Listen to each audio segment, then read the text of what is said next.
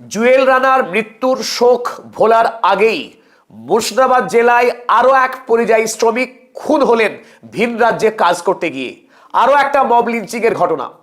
পশ্চিম বাংলায় যখন কাজ নেই, মুর্শিদাবাদ জেলার হাজার হাজার লাখ লাখ শিক্ষিত অল্প শিক্ষিত মুসলিম যুবক যখন বেঁচে থাকার জন্যে একমাত্র জীবিকা পরিযায়ী শ্রমিকের কাজ, সেই পরিযায়ী শ্রমিকের কাজ করতে গিয়ে আলাউদ্দিন শেখ এবার খুন হলো ঝাড়খণ্ডে।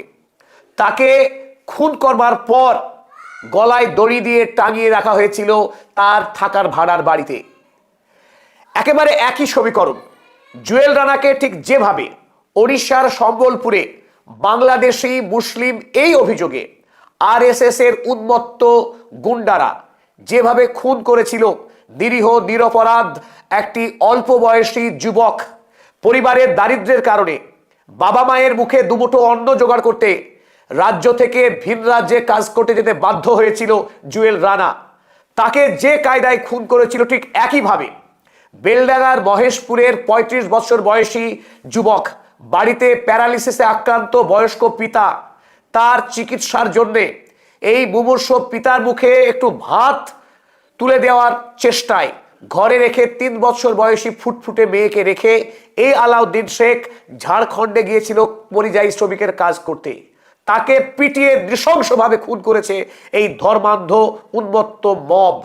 গোটা দেশে বিজেপি ক্ষমতায় আসার পর এই আদিত্যনাথ যোগীদের মতো, নরেন্দ্র মোদী অমিত শাহের মতো নেতারা গোটা দেশে যেভাবে সাম্প্রদায়িক রাজনীতির বিষ নির্বিচারে বপন করেছে, এই দেশের বেকার জনতার কাজ নেই, তারা কেবলমাত্র ঘৃণা চাষ করছে। হাতে আইন তুলে নিয়ে তারা ঝাঁপিয়ে পড়ছে এই নিরীহ খেটে খাওয়া শ্রমজীবী মানুষের উপরে। মুর্শিদাবাদ জেলায় যেখানে প্রায় ৬৮ থেকে ৭০% মুসলিম সম্প্রদায়ের বাস, এমন একটি জেলা ঐতিহাসিকভাবে ধারাবাহিকভাবে একটির পর একটি রাজ্য সরকার ক্ষমতায় এসেছে এবং ধারাবাহিক বঞ্চনার ইতিহাস তৈরি করেছে মুর্শিদাবাদ জেলাকে নিয়ে। এই জেলায় আজ পর্যন্ত কোনো রকম কলকারখানা স্থাপিত হয়নি, কর্মসংস্থানের কোনো চেষ্টা হয়নি। শিক্ষায়, স্বাস্থ্যে সব রকম ভাবে পিছিয়ে রাখার, বঞ্চিত করবার মারাত্মক ষড়যন্ত্র হয়েছে এই জেলাকে নিয়ে।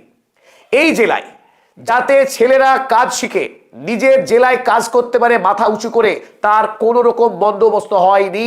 কেবলমাত্র কলকাতার যারা ধনিক শ্রেণী মানুষ, তাদের স্বার্থ সিদ্ধি করতে রাজ্যে যেটুকু উন্নয়ন হয়েছে কলকাতা কেন্দ্রিক জেলাগুলো উপেক্ষিত থেকেছে। মুর্শিদাবাদ জেলায় মানুষের একমাত্র জীবিকা রাজমিস্ত্রির কাজ করা। আজ ভারতবর্ষের বিভিন্ন প্রান্তে লক্ষ লক্ষ মানুষ মুর্শিদাবাদ জেলা থেকে কাজ করতে গেছে। আজ মুর্শিদাবাদের প্রতিটা ঘরে চাপা কান্না, হাহাকার, আতঙ্ক। আজ বেঁচে আছে তার পরিবারের কথা হচ্ছে ছেলের সঙ্গে, স্ত্রীর সঙ্গে, কিন্তু আগামীকাল সেই মানুষটি কেরালায়, সেই মানুষটি ইন্দোরে কিংবা চেন্নাইয়ে, ভুবনেশ্বরে কিংবা ঝাড়খণ্ডের রাঁচিতে আগামীকাল বেঁচে থাকবে কিনা? কোনো ধর্মান্ধ সন্ত্রাসবাদী হুলিগান তারা সেই নিরীহ মানুষটিকে খুন করবে কিনা, সেই আতঙ্ক তারা করছে। আজ পশ্চিমবঙ্গের প্রতিটা জেলায় মুসলিম ধর্মাবলম্বী মানুষের আজ গভীর সংকট। প্রতিটা জেলা থেকে প্রতিদিন খবর আসছে, পুরুলিয়া থেকে বীরভূম হয়ে মুর্শিদাবাদ, মালদা, উত্তর দিনাজপুর, যেখানেই মুসলিম সম্প্রদায়ের বাস, যারা পেটের দায়ে ভারতবর্ষের বিভিন্ন রাজ্যে তারা ছুটে গেছে কাজ করতে, সেখানেই হয়রানির শিকার হচ্ছে, খুন হচ্ছে প্রতিদিন। এই ভয়াবহ অবস্থায় দাঁড়িয়ে পশ্চিমবঙ্গের সরকার নির্বিকার। হ্যাঁ, এটা সত্য, জুয়েল রানার পরিবারকে 2 লক্ষ টাকা ক্ষতিপূরণ দেওয়া হয়েছে। এটা সত্য, জুয়েল রানার মাকে চাকরি দেওয়া হয়েছে। কিন্তু হয়তো এটাও হতে পারে আলাউদ্দিন শেখ যিনি মারা গেলেন, তার পরিবারে কাউকে রাজ্য সরকার চাকরি দিতে পারে। কিন্তু যে লক্ষ লক্ষ শ্রমিক আজ কাজ না পেয়ে রাজ্যের দিশাহারা হয়ে ভিন রাজ্যে গিয়ে তারা বাধ্য হচ্ছে হেনস্থার শিকার হতে, শারীরিক আক্রমণের শিকার হচ্ছে, সেই লক্ষ লক্ষ শ্রমজীবী মানুষ, তাদের কাজের ব্যবস্থা কে করবে? তাদের হাতে কাজ দেওয়া দায়বদ্ধতা কার? নাগরিক কর্তব্য। আজকে রাজ্যের মুখ্যমন্ত্রী কেন তিনি কড়া হাতে পদক্ষেপ নিচ্ছেন না? তার আইপ্যাককে বাঁচানোর জন্য তিনি গিয়ে ছিনতাই করছেন ইডির হাত থেকে কাগজ, তিনি যেটা পারছেন, ইডির সঙ্গে লড়াই করতে পারছেন।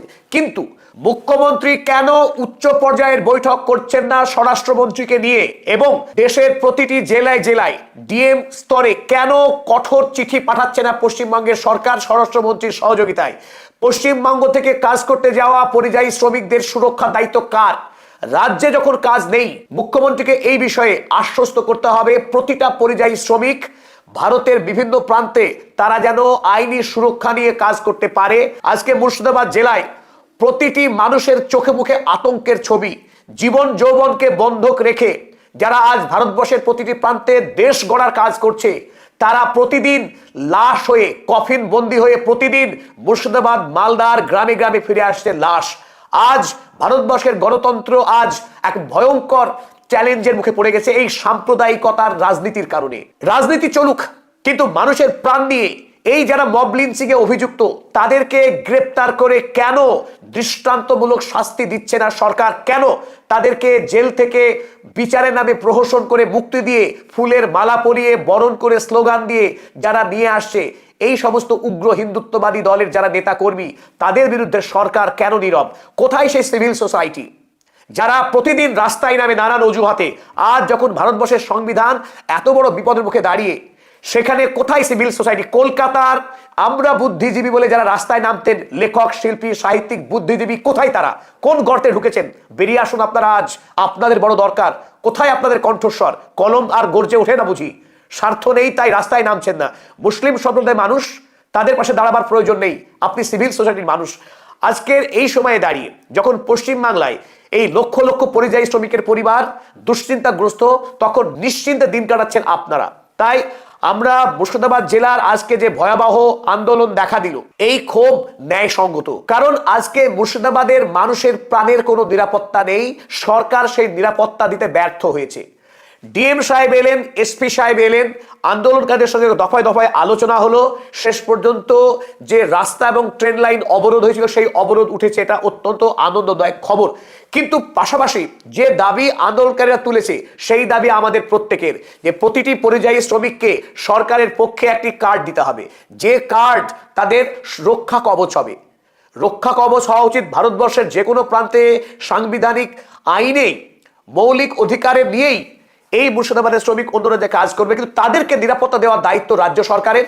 এবং আমাদের রাজ্য সরকার সেই রাজ্য সরকারের সঙ্গে যোগাযোগ রেখে চলবে এবং প্রতিটি মানুষকে নিরাপদে তাদের ঘরে ফেরার ব্যবস্থা করতে দায়বদ্ধ থাকবে রাজ্য সরকার। সেই দায়িত্ব রাজ্য সরকারকে নিতে হবে, অন্যথা এই সরকারের কোনো প্রয়োজন নাই। যে সরকার রাজ্যবাসীর প্রাণের নিরাপত্তা দিতে পারে না, আমরা বলছি না যে বিহার, ঝাড়খণ্ড, উত্তরপ্রদেশ থেকে যে লক্ষ লক্ষ মানুষ পশ্চিমবাংলায় কাজ করে তাদেরকে মেরে তাড়াতে হবে।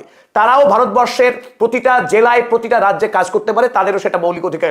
কিন্তু যদি বিহারি এবং ঝাড়খণ্ডী মানুষ পশ্চিমবাংলায় সাংবিধানিক আইনে অধিকারে তারা কাজ করতে পায়, অনুরূপ সাংবিধানিক অধিকার প্রযোজ্য হোক পশ্চিমবাংলার মুর্শিদাবাদ জেলার খেটে খাওয়া মুসলিম যুবক যারা কাজ করে ভিন রাজ্যে। তাদের নিরাপত্তাকে নিশ্চিত করতে হবে রাজ্যের মুখ্যমন্ত্রীকে, পুলিশ মন্ত্রীকে, স্বরাষ্ট্রমন্ত্রীর সহযোগিতা নিয়ে দেশব্যাপী এই পরিযায়ী শ্রমিকদের পাশে দাঁড়াতে হবে। সেই সময় এসেছে, অন্যথা সামনে ভোট আসছে, ভোটের জন্য এসআইআর নামে ত্রাস সৃষ্টি করে এই পশ্চিমবঙ্গ রাজ্যের বিরোধী দলনেতা শুভেন্দু অধিকারী সরাসরি মুসলিমদেরকে বাংলাদেশি, রোহিঙ্গা বলে দেখে দেয়। সেই রাজনৈতিক দলের কাছে নাগরিক অধিকার চাওয়া, এটা আমাদের মনে হয় বেশি হয়ে যায়।